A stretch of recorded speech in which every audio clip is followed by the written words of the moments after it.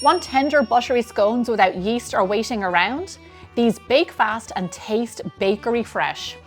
I'm Gemma Stafford, a professional chef with over 20 years experience, and I'm going to show you how you can make the perfect, authentic Irish scone at home.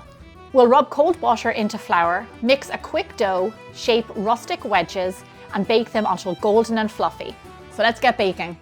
Scones are made and enjoyed around Ireland every single day because they are so simple. It is a quick bread, which is no waiting, no kneading. We're going to mix it all together and go.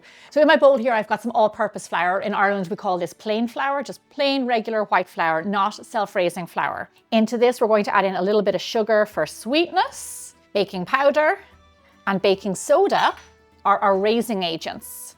And these are what are going to react with our liquid to give us that really lovely fluffy rise. Here we have some salt, just to bring out the flavor of our other ingredients. So here's a nice little ingredient I decided to add in. You can have it optional, but a little bit of orange zest really makes these scones so delicious and tasty.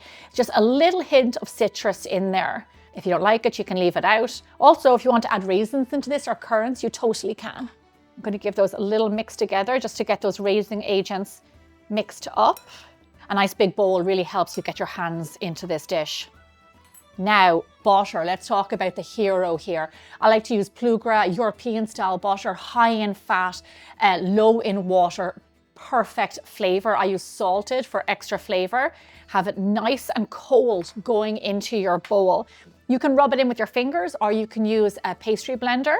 And I like to use a pastry blender sometimes, even though I was brought up in Ireland doing all of this with your fingers. It's just that the pastry blender means that you don't have to get your hands dirty. Your fingers don't warm up the butter. Everything stays nice and cold.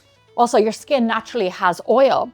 We don't want that to get into our dough and make our dough oily.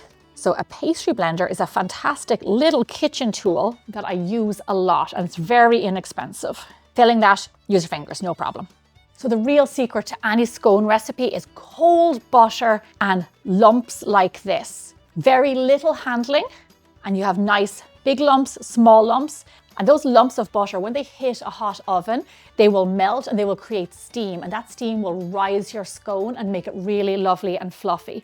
You know, in America, I've had a lot of different scones and really nothing beats a traditional Irish scone, and this is how you make them. Scones should not be dense or heavy. If they are, they're made wrong. You want them the Irish way, just like this. Now, wet ingredients. So like I said, these are soda bread scones. I do have other recipes for scones on biggerbolderbaking.com. Because these are soda bread, they require buttermilk. So this buttermilk is not only going to add flavor and moisture into our scones, but the acid in the buttermilk is going to have a chemical reaction with the baking soda, and that's what makes them rise. This is all science, very simple baking science. We're going to whisk in an egg there to enrich the dough, adding in even more fat. So if you want to make these scones and you don't have buttermilk in your fridge, because you just need a small bit of buttermilk, make my buttermilk substitute. A little bit of milk and a little bit of acid, lemon juice or vinegar. It is so simple. I have so many great tips like that on my website where you can learn how to make your own homemade ingredients that make baking so much easier and fun. So there I have my liquid, here I have my dry. In we go, everything in there. Now what we want to do is bring it together. I like to use a fork for some reason. I'm just old school, but it just gets around the bowl so easily. I don't want to touch it until I really have to. Hydrate all of that flour. Another important tip for successful scone making is not over mixing. So I'm just going to turn this out onto my counter and bring it all together. Just with a few mixes, just knead in those dry ingredients lightly, bring it all together. Scones, when they're a bit flaky like this and a little bit dry, it means you're actually going to end up with really tender scones. So just gather up all those dry bits. Beautiful. Look at that. Come here to me, Joey. See these big lumps of butter? This is what makes a good scone. So with your round dough, put it onto your sheet pan, lined with parchment paper. I see videos online, people baking on pans with no parchment paper, and it boggles my mind. I see it and I think, oh God, like they have to clean that baking pan. Always line your pans unless specified. So I often get asked questions, sometimes in interviews, what are my go-to kitchen tools? And something I use every single day is not something you would think is a baking tool, but it is so important. A ruler. Pick yourself up a ruler at the dollar store, the pound shop. I use it all the time because when you're doing your sheet pans, when you're trying to figure out how high doughs are supposed to be, it's really important because you need to get the same measurements in the recipe for your recipe to be successful. So for this disc, we want to have it around 1 inch thick, which is around 7 inches in diameter. Nice thick scones, not thin scones. To yield lovely thick scones, you do want to cut them a bit thicker, so make sure you don't flatten your dough out too much. 1 inch is a good thickness. Now simply divide your scone into 8 triangles. So down the middle and the middle again, and each of those sides divided in 2. So 8 scones. Now here's what I like to do. I like to kind of batch bake scones, and to batch bake means, you often see it with bread. Cinnamon rolls are a batch bake where you put them closely beside each other, where once they bake, they will rise into each other, which just gives you a really lovely look. You want to space them out around 1 inch between each scone, no more than that. Lovely. So the nature of quick breads is that once you mix the liquid and the raising agent together, you do have to work quickly to get them into the oven because that chemical reaction has already started on the countertop.